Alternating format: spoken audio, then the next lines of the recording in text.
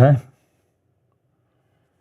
Okay, let's open a word of prayer. Lord, thanks for our time we can spend together today. Pray you'll bless our time together and the church services to follow. In Jesus' name, amen. So in case you're wondering why I prayed that way, we're having a communion and a church fellowship dinner today, or lunch.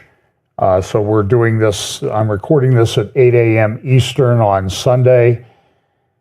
So just a couple things, housekeeping things in terms of my schedule and things that I have going on. I'll be speaking at the End of the World Conference in Southern California the weekend after the election.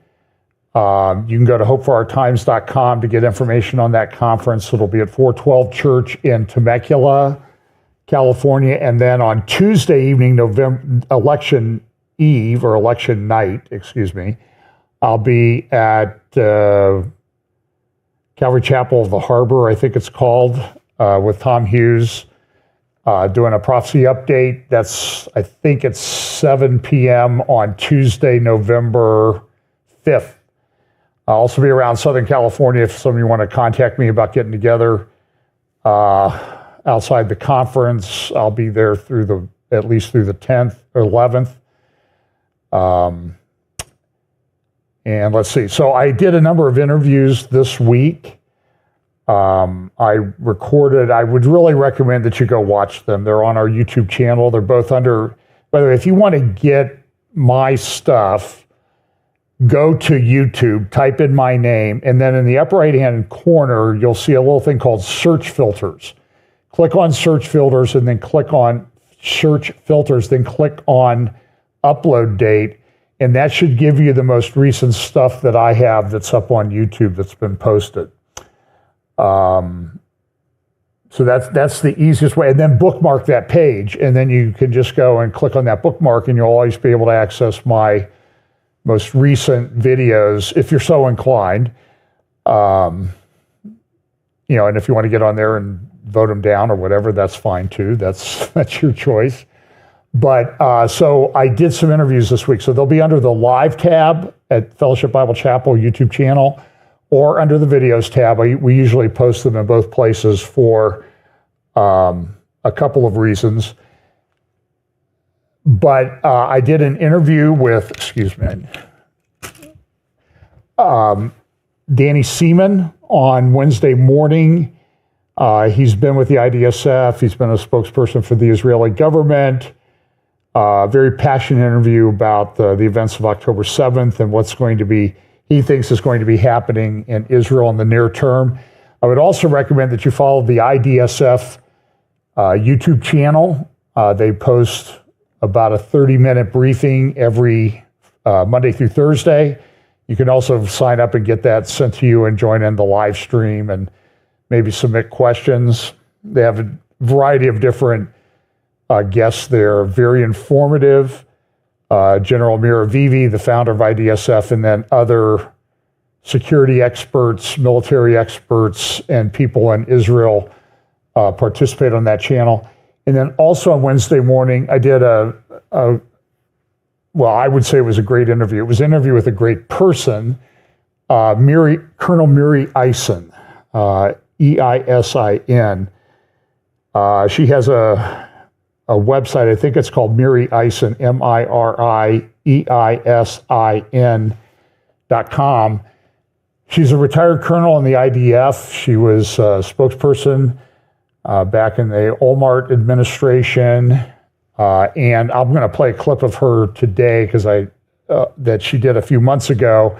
But go listen to our interview. She's very articulate, very knowledgeable. And it's one of these ones where I don't know if she and I would sit down and if we would agree on everything politically, but we agree that Israel has a major security problem and things that they really need to deal with. So that's retired Reserve Colonel Miri Eisen. That was on Wednesday.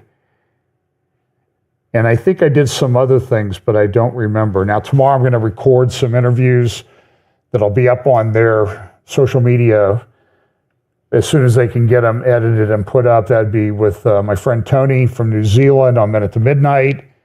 Record that tomorrow. And then a guy that he has followed me, and I know I've met him when I was out in California. Vendog used to be in the DJ industry, I guess, in Southern California, and we'll be doing an interview tomorrow evening. And then on Tuesday, I'm going to do an interview, discussion with Bill and Tanya Koenig about issues in Israel. They were just over there recently, also participated in a conference in the Netherlands. Tanya is I think she's from Brazil, but she lived a lot of years in the Netherlands. So we're going to talk about that. Of course, you know Bill's book, Eye to Eye, and with some of the storms and everything, and I'll talk a little bit about that. He always has some things to bring to that. And then Tuesday night at 7 p.m., live, 7 p.m. Eastern, 4 p.m. Pacific, we're going to do a technology, transhumanism, technocracy, AI roundtable with Patrick Wood, Britt Gillette, Scott Townsend, and myself. This is probably the 5th or 6th one that we've done. We'll just talk about some of the issues. So some of the things I might talk about today on terms of technocracy and transhumanism, a lot of that, well, not a lot of it. Some of it's going to be saved for Tuesday night. But by the way, we have so much to talk about. I don't know how we'll ever get done. Again, this is sort of my mind trying to get together a prophecy update. This is my wheel of prophecy that I'm sort of in process about. We'll just take a spin and start talking on each topic. In fact, today it's going to seem like it's a wheel of prophecy because with the interviews and everything that I did, I really usually have my slides in not so great order, but this is probably the worst that it's ever been since I've been studying. And so we talk about this, we talk about these topics: acceleration, convergence, logistics, and understanding. And I think we sort of live in the age of, is this ready to be fulfilled? I think we're getting very close to some of these things where actually someday somebody may stand in a pulpit someplace and say, this is that which was prophesied. Now, I think we need to be very careful with that. And I think sometimes, and I'll talk a little bit about this with regard to the storms, I think we sometimes jump the gun a little bit. I really, really try, and I'm not perfect, believe me.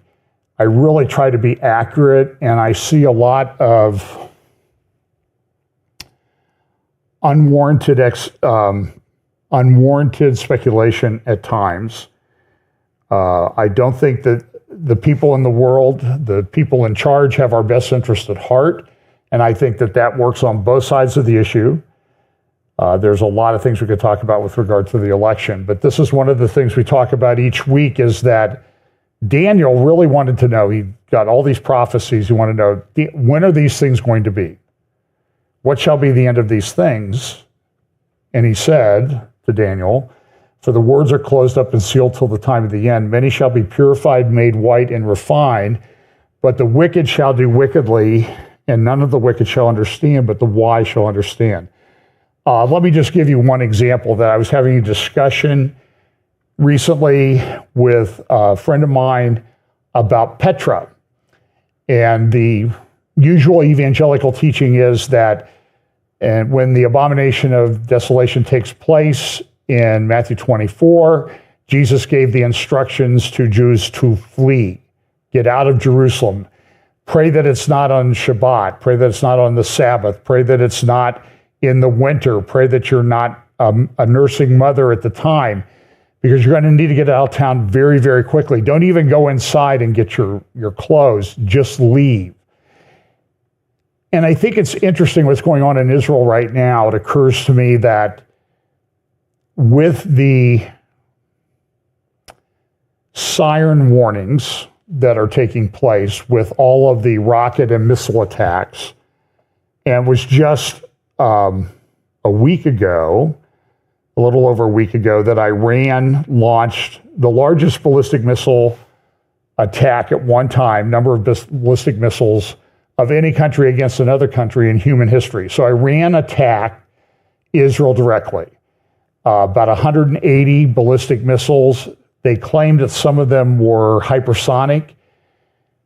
I don't know how many of them hit. I've heard anywhere from 10 to 34 to 68 to 100. I don't know. And a lot of it depends on the number goes up the more you hate Israel.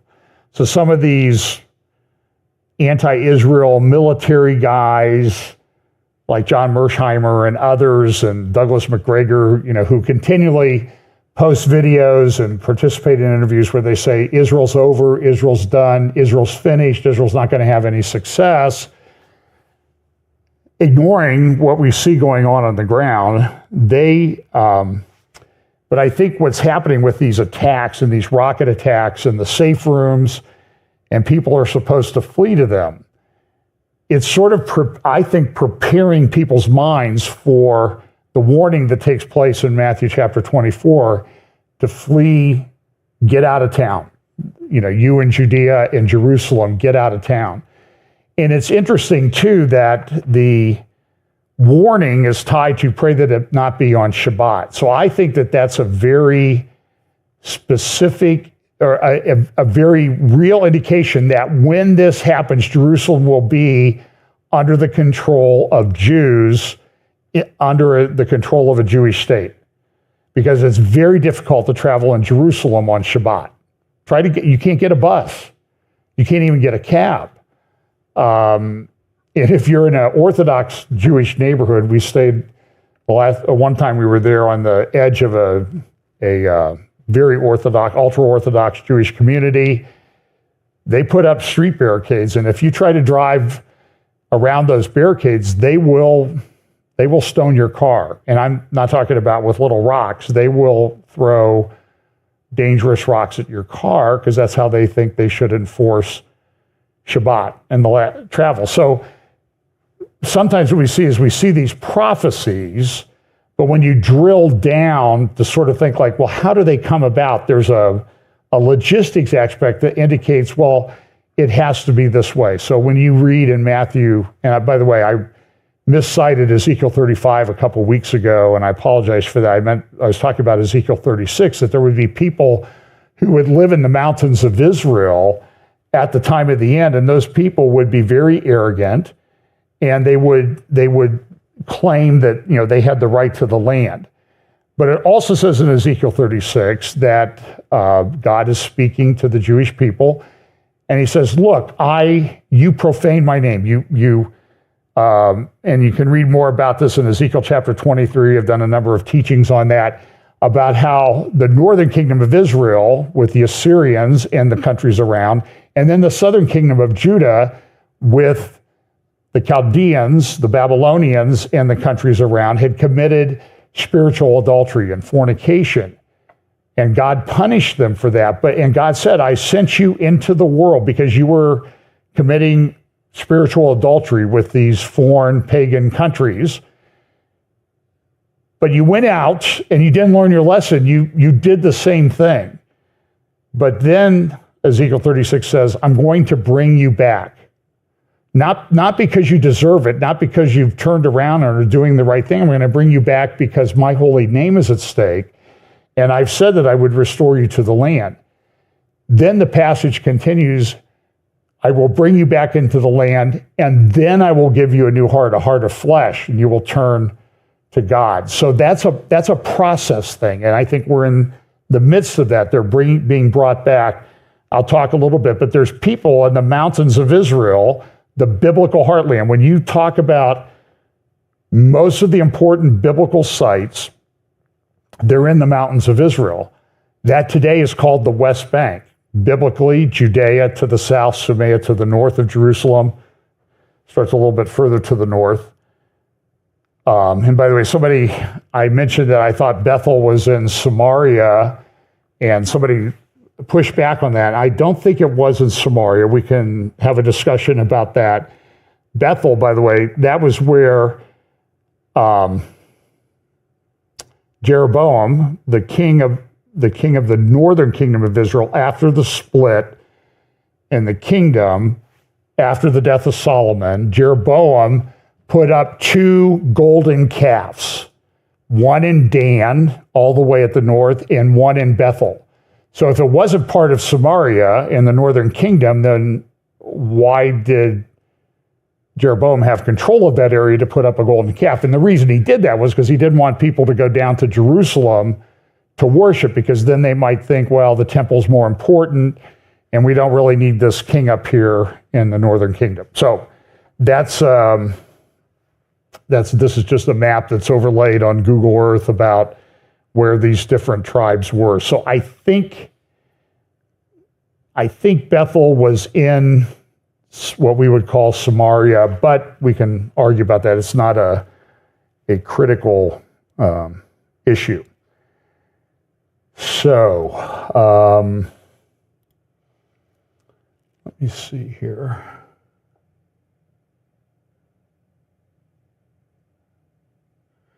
Okay, well, let's talk a little bit about these storms, because there's a lot of different theories going around. Man controls all the weather. I think man does things to affect the weather. I don't know how directly man can control the weather. I know about HARP. HARP has existed for a long time. We learned about cloud seeding when I was a kid in grade school. And so people have been doing this, and maybe that cloud seeding can intensify storms, but these storms have tremendous energy. And so what we saw here with Helene was, this is an article from Wired, and I don't remember if I talked about this last week or not, but Hurricane Helene had the potential to send shockwaves through the semiconductor industry. And you're like, what does North Carolina have to do with the world semiconductor industry? And the answer is, in Spruce Pine, North Carolina, there's a very important, I think there's 6 mines, might be a couple companies that control them, is the purest deposit of silicon quartz in the world. So the silicon quartz can be taken and made into computer chips and all these different things that are important in the semiconductor and tech industry without being highly refined. It can be refined, but it would take a lot of time and energy to do that. The nice thing about what's in the mountains of North Carolina is that it's very pure and it doesn't have to be refined and processed. And some of the people, by the way, everybody talks about global warming. So everything's a problem with global warming. I saw an article in Foreign Affairs, I may talk about if I have time here at the end, about how global warming and climate change affects everything, and it's a threat to democracy. Everything is a threat to democracy, including voting for someone that they don't like. That's seems to be the definition of democracy, but that's a threat to democracy in many of these things. But the mine was up in the area of North Carolina that was affected by the storm. Let me pull up a map that I have here.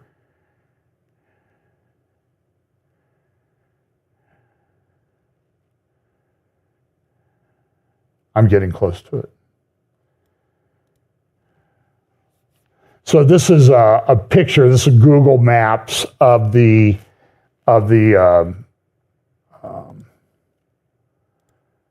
storm. So if you look here, so here is Asheville right here. Asheville was kind of at the center of this.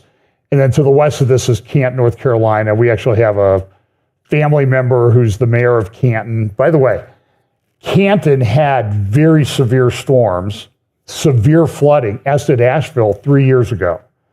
Half the town of Canton was destroyed in the flooding. After that, by the way, the major employer in town, a paper mill, 1,100 employees, they decided to close up.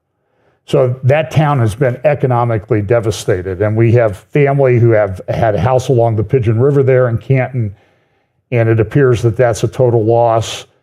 Some of you know Randy Smith.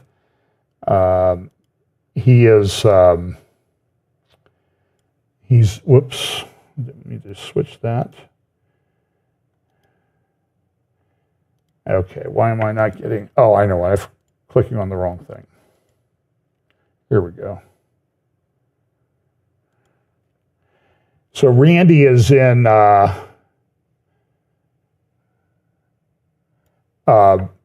Randy Smith, remember, he's spoken a number of times. He's actually in Jerusalem, or at least the last I heard was in Jerusalem, spending a lot of time in bomb shelters, but he wasn't home in North Carolina, where appears that his home was destroyed. His son and daughter-in-law and grandchildren, they had to walk out to get airlift. They had to walk 3 miles over pretty rough terrain to get to a place where they can be airlifted. So Bat Cave is sort of right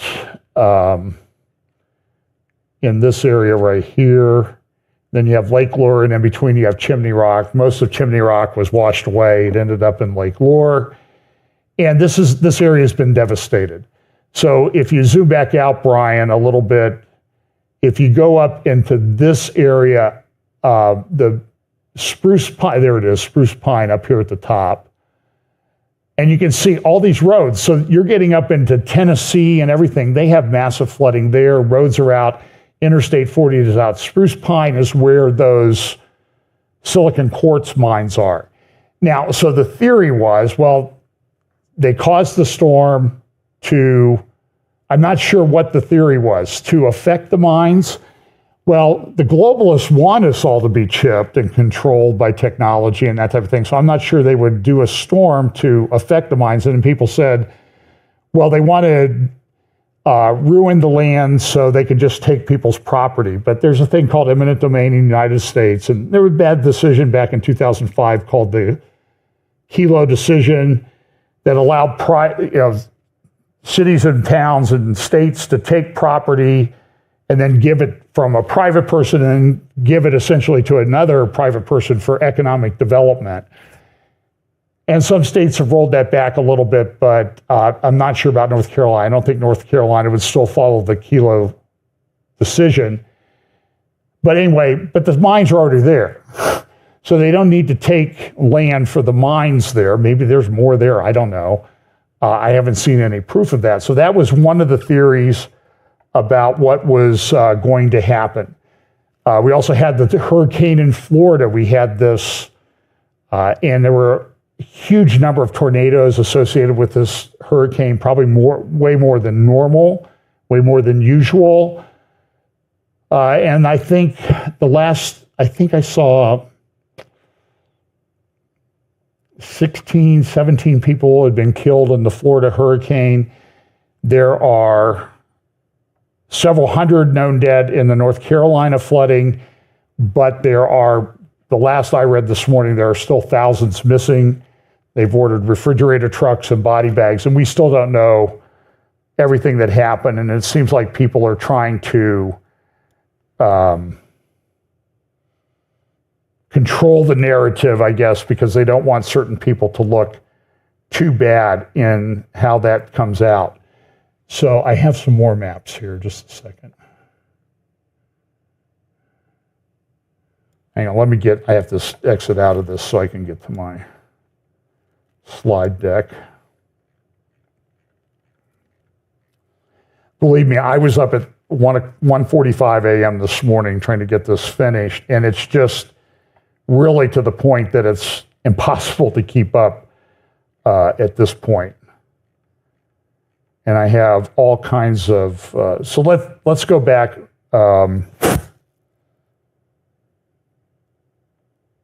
Okay, well, this is the Florida hurricane.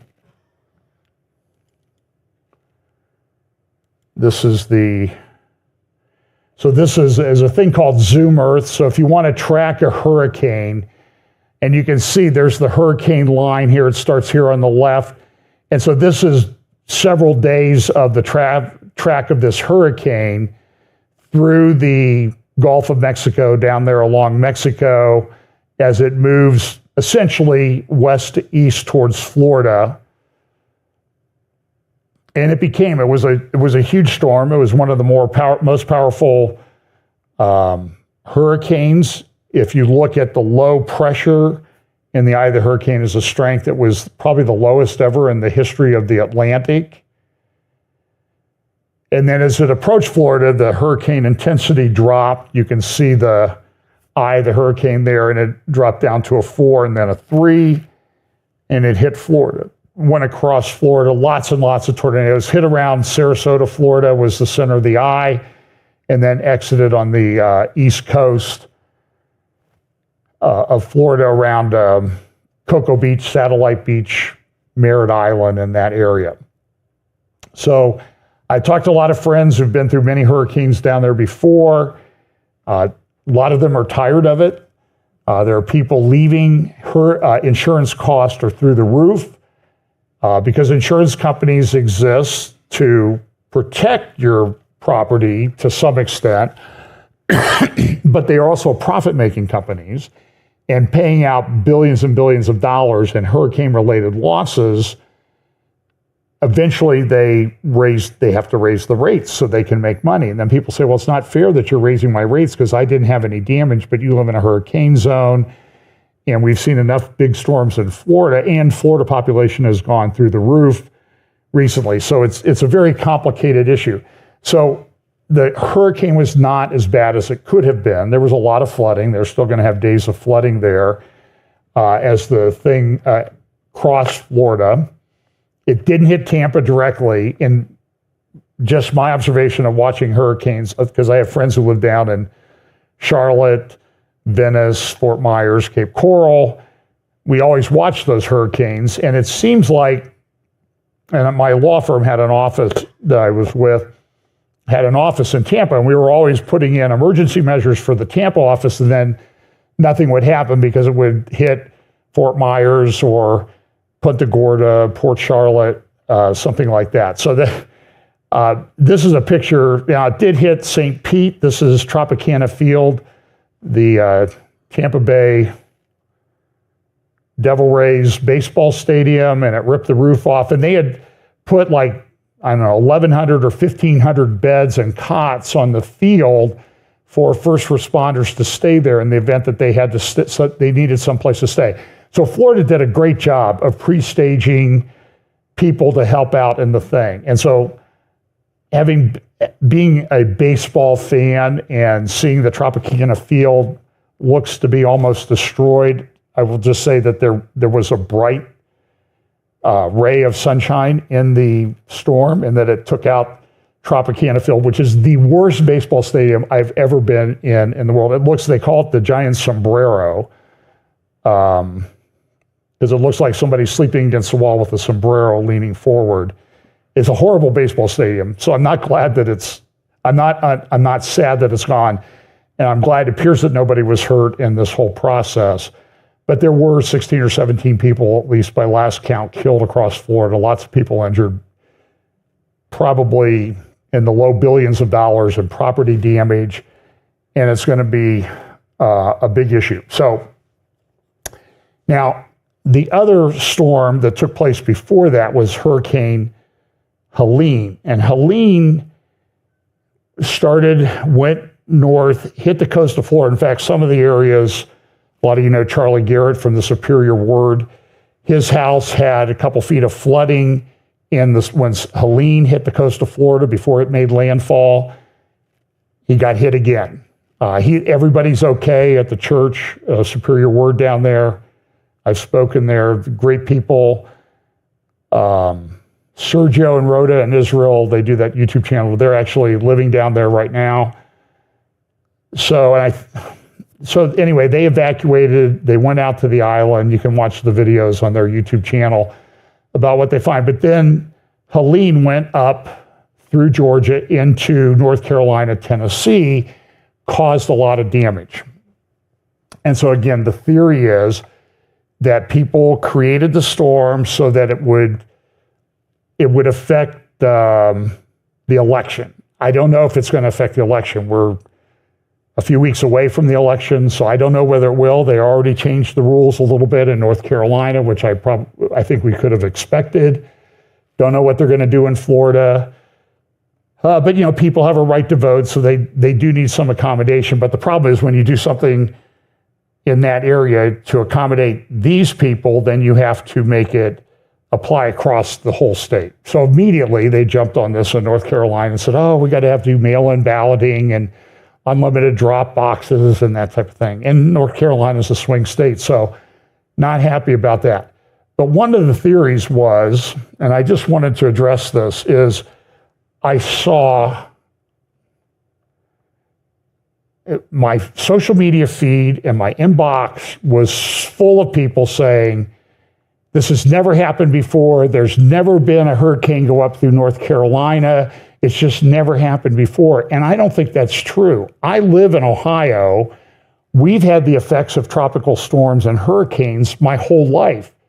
I remember in Pennsylvania when we lived there, there was a hurricane 72 or 73.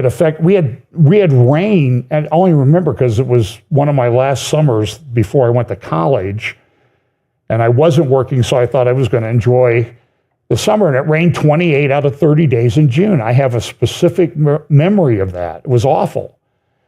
But also, so here is Hurricane Ike. And I don't know if you remember Hurricane Ike, and you can see Hurricane Ike came up through Indiana and Ohio. Here's a better picture of the track of Hurricane Ike. And you can see it comes up through the Gulf, comes up through the center of the country. And I remember, and I'll sort of get, my wife would, if she was here listening this morning, she's getting things ready for the fellowship dinner later, but she would say, yeah, that sounds like something you would do. We had 60, 70, 80, 85 mile an hour winds for 8 hours on a Sunday. And they were coming out of the south. And so I went over to the golf club where I played a lot of golf, hit range balls, because you hit from south to north. And I thought this would be really cool to have a 60 mile an hour tailwind, see how far the ball would go. This is the way I think. So I went over, I actually teed up on the first hole and hit my tee shot because it went to the north. So the wind was behind me. And as I got in my cart to sort of drive to my ball, a tree fell down near the fairway where my ball had been. And I thought, it's probably not a good idea. I'm not that stupid, I guess is what I'm trying to say. I'm stupid, but not quite that stupid that I stopped and I went back. But the storm, we didn't have rain. It was a nice sunny day. I was going back and forth to Chillicothe every day to prepare a big case for trial. And so I was going like 5 days a week down to Chillicothe. And I remember Monday morning, I went down to Chillicothe. And, all those cornfields down there along the Scioto River around Circleville, all the corn was flattened because of the strength of the wind. It was getting near harvest season. It was a huge windstorm. So I don't accept the premise that this is what happened in Helene was very unusual. The other thing that I think needs to be said is that in the few days leading up to when Helene got there, they had had inches and inches of rain in that area of North Carolina, so the ground was saturated. So when you add on top of it the anywhere from 15 to 32 inches of rain that came from Helene, you're going to have massive flash flooding. And they're steep, narrow valleys. The water all runs down. The water runs downhill, and it runs at great speed. And now certainly appears that well over 1,000 people have lost their lives in that flash flooding. But it's not that unusual. And they had a lot of rain before that in the Carolina Mountains. And if you've ever spent time in the Carolinas or the South, you get these rainstorms. I interviewed for a job in Houston. Pam and I went down. They flew us down for the weekend. And they had 10 inches of rain between Thursday and Monday morning. And I'm thinking, the thing that bothered us about it was nobody seemed like it was out of the ordinary. And we're like, I don't know if I want to live a place where you get 11 inches of rain over the weekend and it's bad. So the other theory about the storm, and listen, we can argue about who caused it, what caused it, whether it's God's judgment or not. But listen, I try to be accurate factually. So the other part of the theory was, and I saw the tweets from guys and I would not recommend that you ever go listen to this guy because he hates Jews, he hates Israel, a guy named Stu Peters. And he said this was a man-made storm because they wanted to get eminent domain to get the lithium right. There's a lithium right under Asheville. And then they cited this company named Albemarle, Abermarle, that has a mine, and they submitted permits to get the mine. They had a mine there and they wanted to get it reopened. And then it sort of shifted a little bit from right under Asheville to just outside Asheville. That's why the storm was caused. Well, okay, this is the fact on the maps. You see so Kings Mountain Mine that this company owns is located over here by Bessemer City. Here's Asheville. That's 94 miles away. That, folks, under no circumstances can you say that that's right under Asheville. It's almost a 2-hour drive. I've driven it. I know that road. So be careful with, in fact, here's the Albemarle website, their proposed King Mountain mine, and it says the King Mountain site is one of the few known hard rock lithium deposits in the U.S. and is expected to play a critical role in establishing the U.S. supply of lithium. And they've been talking about this for a couple years. They've had this website up for a couple years. And you can see down here, they have a map of where it is. And so this is, and again, if you're driving, depending on which route you take, 96 miles one way, 94 miles the other way. It takes almost 2 hours to drive it without any problems on the roads. That's not right outside Asheville. I'm sorry. And so I think we need to be careful that we don't destroy our credibility. We can argue about who caused the storm and everything. I get that. I understand that. But don't make it up. And I think this is making it up. And then I even saw one guy, so BlackRock invested in the mine. Albemarle got a $90 million or $200 million grant from the government to develop the mine. And they said, look, and BlackRock invested in the mine. Well, BlackRock exists to make money, right? And by the way, if you look at the stock analysts that looked at Albemarle's stock, they said it's a buy. So BlackRock bought stock. Then they said, well, look, Kamala Harris and her husband, they have some of their retirement funds invested in this. That's right. And they have somewhere, at least on their estimate, on their federal form, $6 to $9 million in retirement funds to invest, which is kind of interesting considering she's worked in a public servant for many years. But be that as it may, then I saw somebody saying they own the majority interest in BlackRock. BlackRock controls $11 trillion and they said they control like 60% of BlackRock. It's just nonsense, folks. And I'm sent video after video after video of this. And I would just encourage you, before you pass something on, do a little bit of, this took like 5 minutes of research to dig all of this out. So this is a map from the Albemarle website, and you can see there's Asheville, there's that's 95 miles, 90 miles, whatever apart. And then the Blues Spruce mine is way up here. So let's talk a little bit about what's going on in the Middle East, and I need to finish a little bit early. And as I said, I've got some interviews coming up this week. I'm sure we'll talk about this. So Israel's at war in Lebanon. They went into Lebanon, and when you look through YouTube videos and media, social media, and news sites, you get two completely different stories about what's going on. So Israel went into Lebanon. They had done this spectacular operation to take out, essentially decapitate Hezbollah. They then took out all of the main leaders of the Al Radwan Brigade, which the Al Radwan Brigade was to be the plan for all of this was that the Al Radwan Brigade would come down across the border into Israel. Someplace, so this is an article in the Washington Post this morning. A once humming city, Lebanon's tire is emptied by airstrikes and fear. So what's happened there? Miri Eisen and I talked a lot about this. Israel has lost about 10% of its country, its landmass. People can't live there. There are still some people that are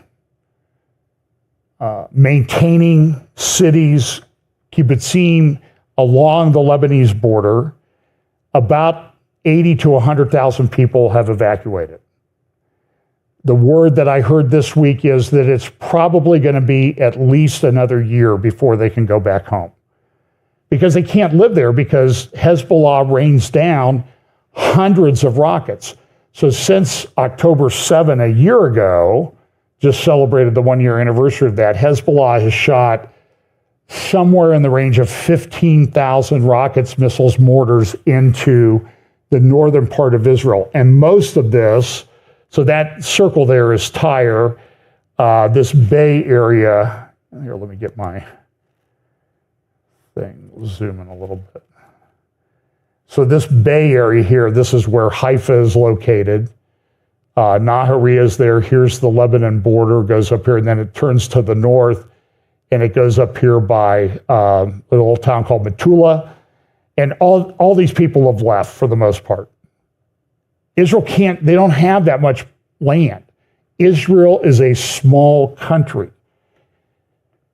10% of and now what Hezbollah has started to do in the last couple of weeks is not just shoot into that 5-kilometer zone that they've been firing into previously. They're now expanding that zone to get more people to leave. Trying to find and of course I can't find my map that I'm sure I had it, but I don't see it right now. So they had a 5-kilometer zone that was pretty much evacuated. 400 villages and towns along the northern border of Israel. Some people stayed. Majel Sham stayed.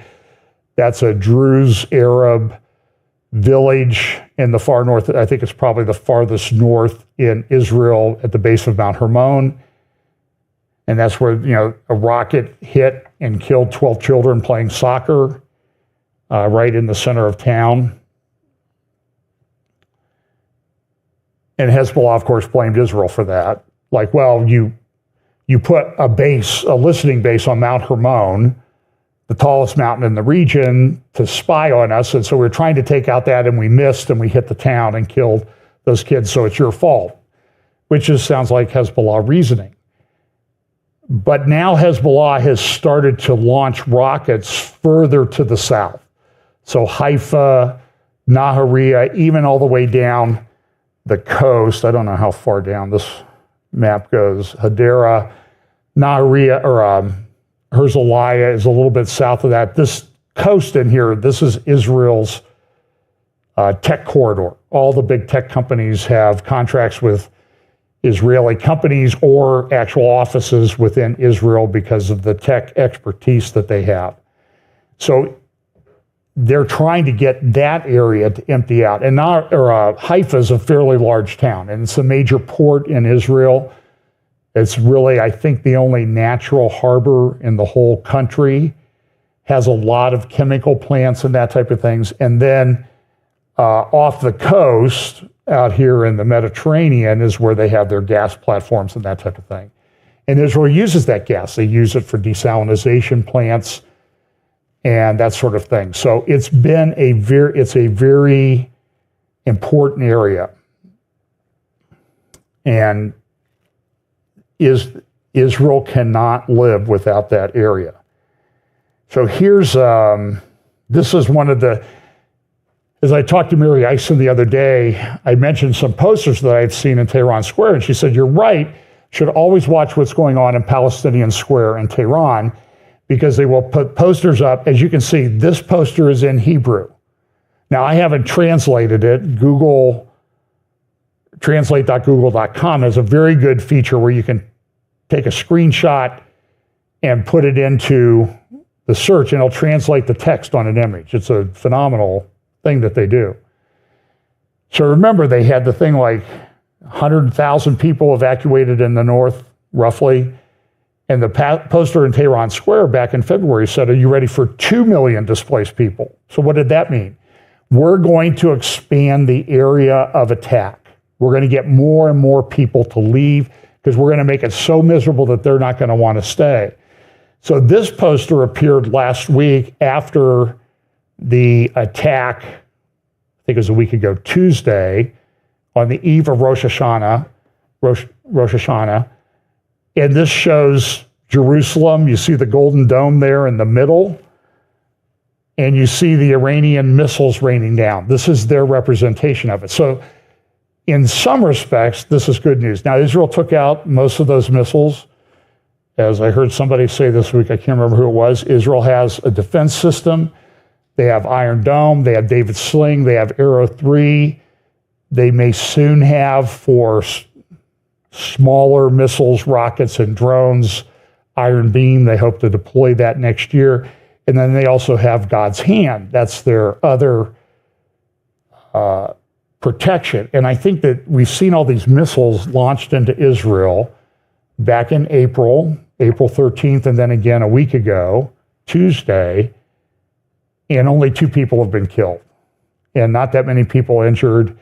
And the damages are not that severe, but it's very expensive to shoot David's Sling, Arrow 3. The type of missiles that they shot on a week ago were not really the kind of missiles that Iron Dome would take care of. So Israel probably spent, I think I played a clip last week, about $2 billion defending against what cost Iran maybe $200 million to send over. And that imbalance causes problems.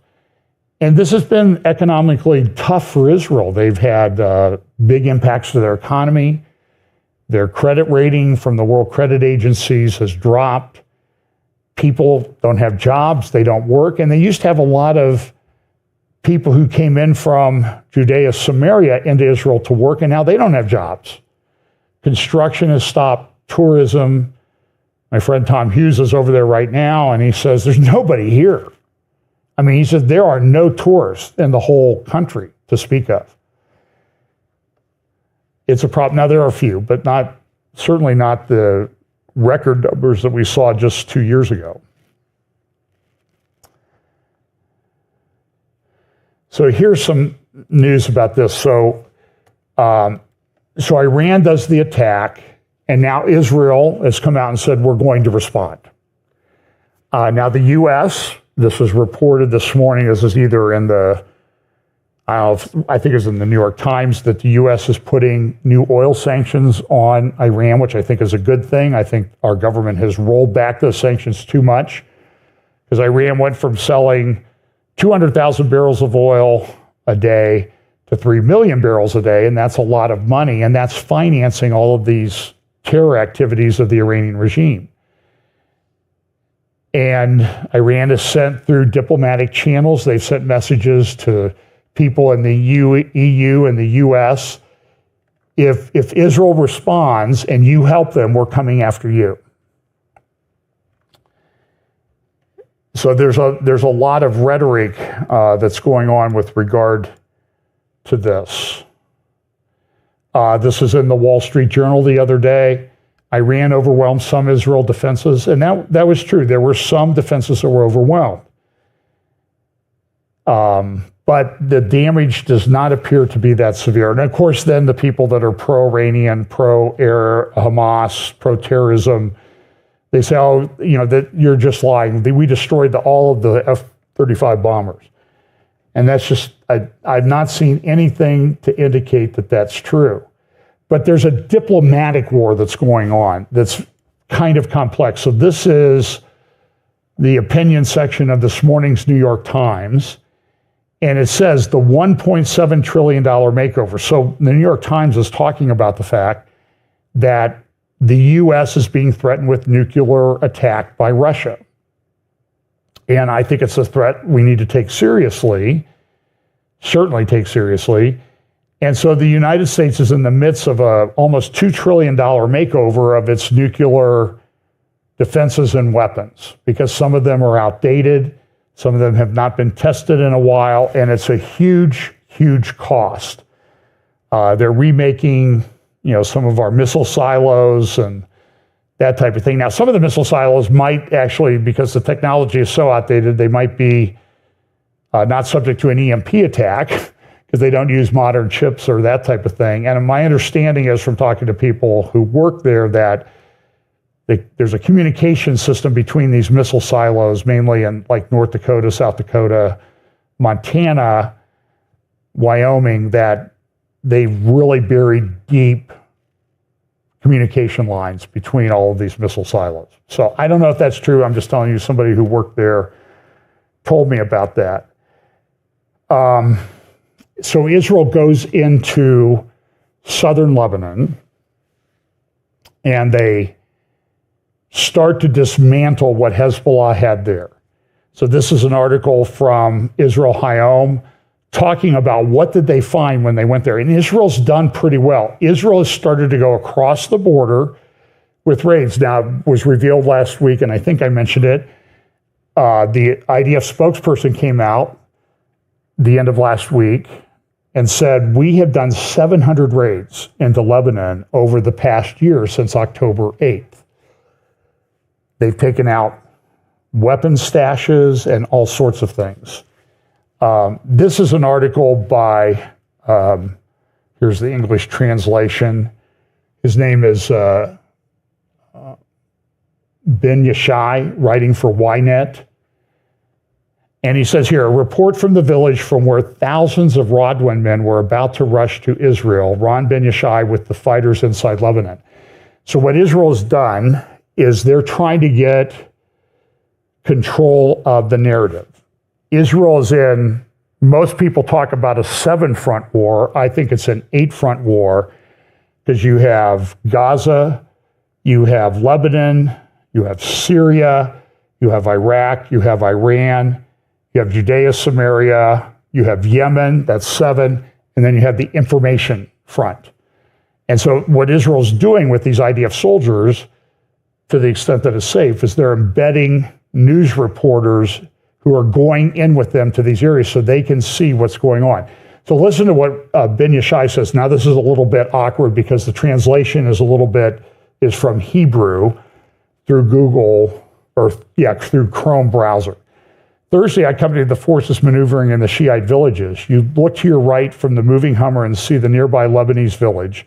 An instinctive thought that comes to mind is that at such a distance, an anti-tank missile or a single mortar bomb, you don't have much of a chance of survival. We were still driving on the Israeli side of the border on a bumpy road that was once used for patrols.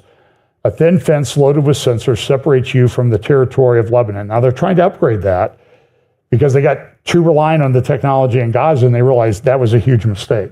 We are now allowed to specify the location in the village we are supposed to reach because the Hezbollah reads, watches, and listens to what the Israeli media publishes, and tomorrow may arrive here through means of an explosive drone.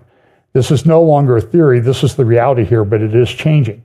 And so as they went through this one village, the report from the IDF soldiers and some of the reporters was they found weapons caches, Kalashnikov, rifles, rockets, mortars, missiles in every single home. Now, the people have largely evacuated, so sort of turnabout is fair play. They made Israel leave the north. Israel's making Lebanon leave the south. And in fact, Netanyahu and the IDF people have come out and said, listen, you people need to leave. That's why Washington Post says Tyre, which is a fairly important town, city in southern Lebanon, is pretty much empty because everybody's left. And the problem is, too, in the north, people in the what's called the Christian part of Lebanon don't like the Shiites because of the problems that they've caused over all the years. So they're saying, you can't stay here. So now there's a bunch of refugees in Lebanon, and Lebanon is completely fallen apart. They haven't had a prime minister for a couple of years. So this is a cache of ceramic vests that they found in one home. So the plan was that this El Radwan Brigade would come across the border just like Gaza came across the southern border. The plan was that they would do it simultaneously, and they would make their way and they would shake hands, the guys from Gaza, the guys from Lebanon, in Tel Aviv, in the middle of Tel Aviv. And their goal was to take thousands and thousands of hostages, not just the 1,000 or so that were, the several hundred that were taken on October 7th. Here's another one. Here's just ammunition supplies. And these are just in homes along the border. again, all of these things. So it's a huge problem, and they're trying to get people to. Now the latest controversy is that there's an Irish contingent, Irish soldiers, I think from Northern Ireland, that work with UNIFIL. That's the UN peacekeeping force. And they're upset because they said Israel came to us and they told us to get out of the area, and then they fired mortars and rockets towards a village. And that's just not, we're the peacekeepers here. And it's sort of like, well, if you were the peacekeepers here, you wouldn't have let Hezbollah, in violation of a couple UN resolutions, not the least of which is Resolution 1701 from 2006, said nothing south of the Litani River. And everything that Israel's doing right now is south of the Litani River, north of the Israel border. And of course, everybody's having a meltdown about, oh, this is just terrible. There was also a report in the news this morning about the fact that, this is Netanyahu, this is from Arab News, reject Hezbollah or Israel will turn Lebanon into Gaza. And there are some pictures of places, this is from the UAE's, United Arab Emirates national newspaper, that they are doing a lot of damage in southern Israel.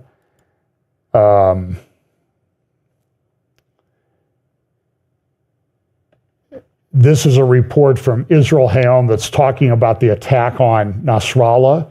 When they attacked Nasrallah, they dropped 83 one-ton bombs on that area. And they eventually found his body because he apparently had suffocated to death. And by the way, I don't think they've had a funeral yet for Nasrallah. There was another Hezbollah commander who was killed, and he was buried in secret. Now, why would they do that? Because Israel's watching. Hezbollah watches Israel, Israel watches Hezbollah, and if you get a bunch of people going to a funeral, then you figure out who's going, where they live, and you've done a great intelligence operation on Hezbollah. So I think that's why Nasrallah has not been privileged to have a funeral yet. Now, it could have taken place in secret and nobody knows about it. But the interesting part about the one-ton bombs that they dropped, the 83 of them, they were all made in Israel. Israel knows that they're getting a lot of things that the United States has promised slow-walked. The U.S. does give a lot of aid to Israel, but it's conditioned on Israel spending the aid in the U.S. So it's to benefit U.S. industry so we give money to Israel, so they send it right back to us to buy weapons. But in this case, they built the weapons themselves. So in the lower right, that's a picture of the crater in the area, the southern part of Beirut where Nasrallah was. And here's a guy standing on the edge of the crater. You can see that 83 tons of bombs are fairly effective in taking out a terrorist leader. This is the little guy Yemen though, this is a New York Times satellite image. So on the right, that dotted line is Israel-Lebanon border. And then you can see these places where they've just taken out everything. So there was a mosque over here on the left that they took out. New York Times has a big article today about all the damage in Gaza, the things that they took out. Well, they took out places that were hiding terrorists. The estimates now are that 68% of the buildings in Gaza have been heavily damaged or destroyed. And all of Gaza, higher in some places. And they did that because the terrorists were embedded among the civilian population. They've also had a problem in Israel where they have identified the civilians that came across, but the person in charge of doing the prosecution for that says, oh, well, they were just civilians. We really can't charge them. And because when Israel finds out about them, they go after the people and, what's the saying, neutralize or eliminate them. Because they don't want to deal with the problem anymore. And there were thousands of people, supposedly civilians, who came across the border. In the support in the areas of Judea and Samaria, that are controlled by the Palestinian Authority, the support for Hamas is 90 to 95%. It's a big problem. Yemen continued, this is the guy from Yemen, saying any ship linked to the Zionist entity will not pass through the Red Sea to anyone. Erdogan is stepping in. He's saying Russia, Syria, Iran should take measures after Israel's strike, take them out. Israel not only targets stability of Palestine and Lebanon, but entire region. Erdogan, this is to a press on the plane. He was coming back from dedicating a mosque, I think in Albania. I think it's one of the largest mosques in the largest mosque in Europe, accommodate like 8,000 people at a time. Israel not only targets stability of Palestine and Lebanon, but entire region. We're monitoring all possible steps that Israel may take against Turkey. Will continue to expose crimes of the Zionist regime.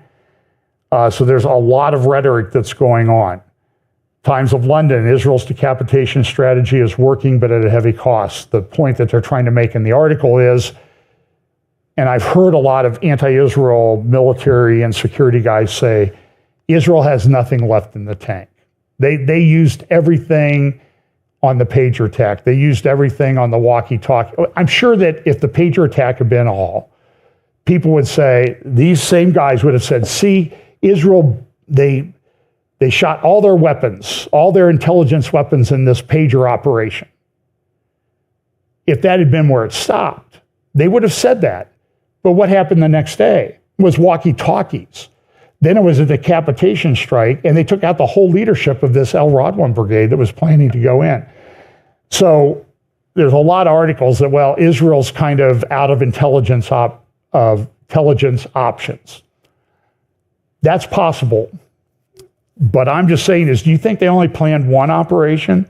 We already know that they planned like 4 or 5 or 6 operations, all to happen simultaneously in a way that is to be a big psychological attack on the people who remain part of Hezbollah, the ones that don't have, who can still see or use their hands, of which there are many hundreds that cannot.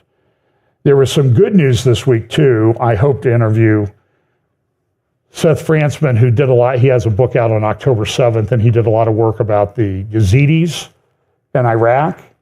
And there was a young lady this week who was rescued from Gaza. She had been taken hostage 11 years ago in Iraq by ISIS, sold through a series of transactions to a guy as a sex slave in Gaza. And she was freed this week. It was a wonderful thing to watch. So a couple things. So I've got, I want to play a little clip of Douglas Murray on Barry Weiss, just because I think they're intelligent people. Don't agree with them all politically, but they have good thinking on Israel. Now they have this. This is the fruit of their labor. We now know from Financial Times reporting over the past few days that Israel, in the days after October 7th, had a way, or they believe they had a way, to get Nasrallah, and the Americans stopped them. And there's story after story about how the Americans sort of interceded. And the theme that emerges for me is they seem to view not the terrorist group, not Iran, not Islamic totalitarianism as the enemy, but escalation itself as the enemy. Yes, and the problem is that when you need to win a war, you need to escalate. Absolutely, you need to escalate. And, I mean, by the way, I don't know. Everything I ever know about, when I read a story about it in the Financial Times, they're always wrong. I think it's possible they're right on something to do with Ecuadorian politics. Anyway, I don't know. Go find the interview with Barry Weiss and Douglas Murray at the Free Press. It's well worth your time. I have just a couple more things that I want to talk about. As I said, my AI and technology stuff, I'm leaving for the Prophecy Roundtable on Tuesday. I think you need to go to Ryan Morrow. This tweet, Ryan Morrow at Twitter, get this study, Marching Towards Violence. He goes through in this, it's about a 160-page report, talks about the U.S. domestic anti-Israel alliance among these protesters. they're all funded by the same guys. They have common funding, common ideology. He comes up with some conclusions. For example, the current anti-Israel protest movement on and off the college campuses is driven by over 150 pro-terrorism groups. The backbone of the current protest movement is Hamas. The movement is increasingly militant and criminal. Some militants inspired to incorporate the campaign into a broader war on law enforcement. He then goes on to say,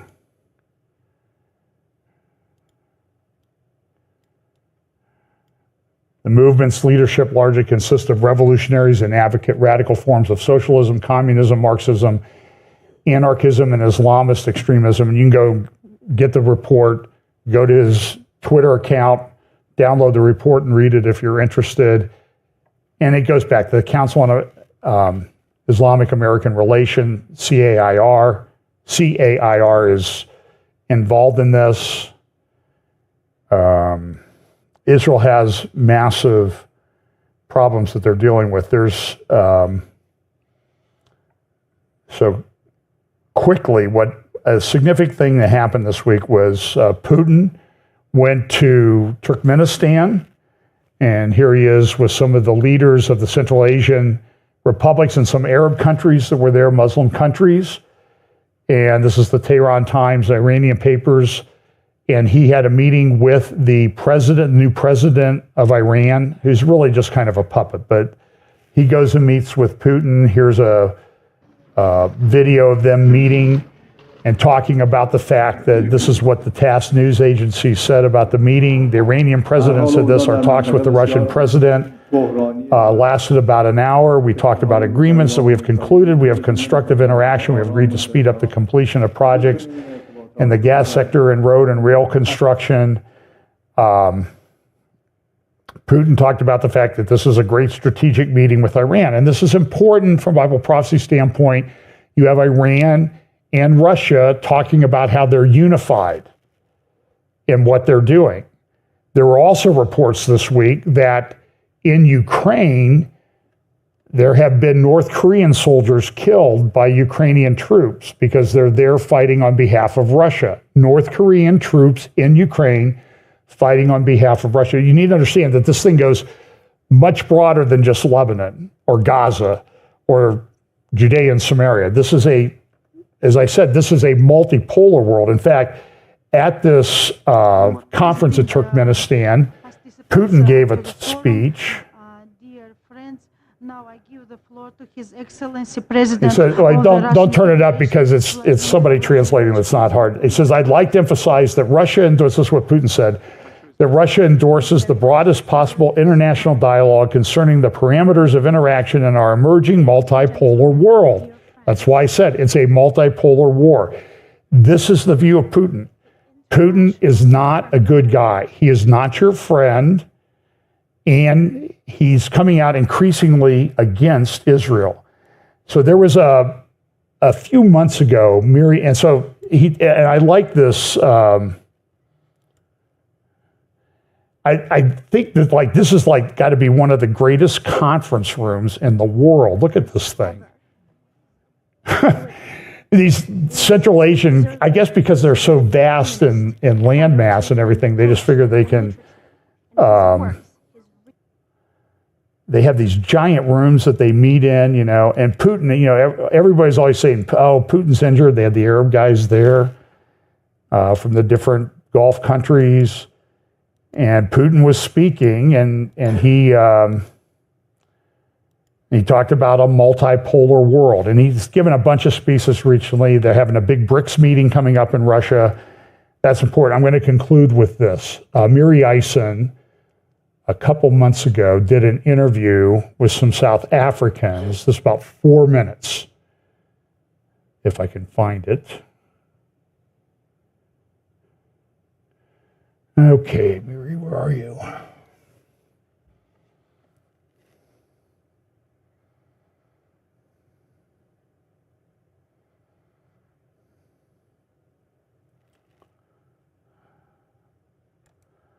Hang on a second here.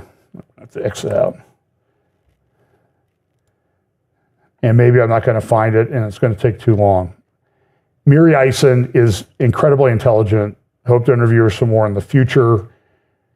She had some comments about Putin in this interview.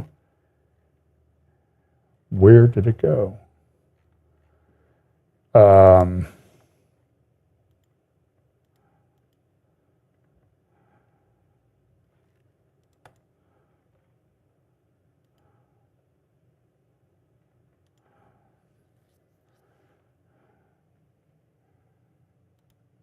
So this was about July that she did this interview.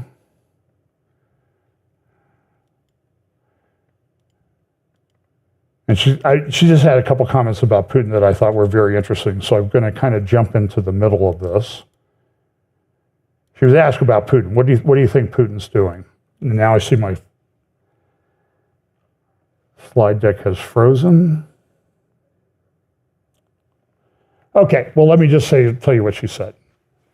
So she used to travel with Prime Minister Olmert as she was going around. She was official spokesperson for the Israeli government and the media relations. And she said, I met a lot of world leaders. She said, the only one that I ever met that I found very scary. There have been a few questions about Joe Biden, about Vladimir Putin, and about Netanyahu. Here we go. Conservative governments in the world have a better relationship with them. So he has a good relationship with India and Modi, and he has a good relationship both with Italy right now, Netanyahu. with Austria. It's like, look at it in a broader sense and not in the specifics. I have no idea what Vladimir Putin wants. I'll say one thing. I'm probably the only person in our small, intimate group of thousands of people right now who's actually not just been in the same room with Vladimir Putin, but when I was the Prime Minister's international media advisor under Prime Minister Olmert in 2006-07, I was with the Prime Minister twice in Russia, met Putin twice. He is the only person that I've ever been in a room with of all the world leaders that I've met. And let's not, I'm not the world leader. I was the spokesperson. I was there for my own job. But he is a very, very deterring, scary person. And so in that sense, I think that Russia is Russia and that Vladimir Putin sees himself as Russia. If you sit and listen to the story that he tells, it has to do with Mother Russia and Ukraine never existed. It's all part of Russia. And what he wants to be is the world power that he thinks that he should be. I'm not here to resolve Vladimir Putin's problems. From the Israeli perspective, I'll remind us all that 1 in 6 Israelis' native tongue is Russian. And I say that because we're edging into 10 million. And from 1989 to 1997, 1 million Russian-speaking Soviet Jews immigrated to Israel. A lot of them, half of them were probably from the Ukraine. But when they came at that stage, it wasn't yet with the Ukrainian identity. It was still with that Russian-speaking identity. We do have a very big Russian diaspora. It's not a diaspora, but it's part of who we are. It's part of our government. It's part of our parties. So we have a dialogue there. We still have diplomatic ties with Russia. We still have direct. So I just find that very interesting because why did Putin go into Ukraine? What did he say? What was the reason? To protect the ethnic Russians in Ukraine. Because he's all about that, what Miri Eisen said, Mother Russia. Now we know that 1 out of 6 people in Israel have Russian as their native tongue. Will this lead Putin to come into Israel to protect them? Is this a hook in the jaw? I'm just suggesting it says hooks in the jaw to bring these people from the north. I don't know. I'm just saying don't discount it. So I need to quit Prophecy Roundtable on Tuesday night at 7 p.m. Bill and Tanya Koenig at 3 p.m. on Tuesday. And I'll do some other interviews this week. And I have a lot to talk about in the tech sector, digital wallets, digital ID, central bank digital currencies. And we'll cover a lot of that in the Prophecy Roundtable on Tuesday. And then there's a whole bunch more going on in the Middle East. So pay attention. This is a multipolar war that we're in. It's a multipolar world. The world is changing. And I don't think we've even seen 10% of what we're going to see. And it could happen very quickly. So let's go watch Mary Ison's interview that I did with her on Wednesday. It's on the YouTube channel, Fellowship Bible Chapel. So let's pray, and we'll take it up again in the future. Lord, thanks so much for your word. We pray that you will help us to understand the seriousness and the gravity of the times in which we live. Give us opportunities to share the gospel with those around us. Help us to give us those opportunities. Give us wisdom in how we should deal with the situations presented with us. Guide us with your Holy Spirit. Pray that you'll bless us this week. In Jesus' name, amen.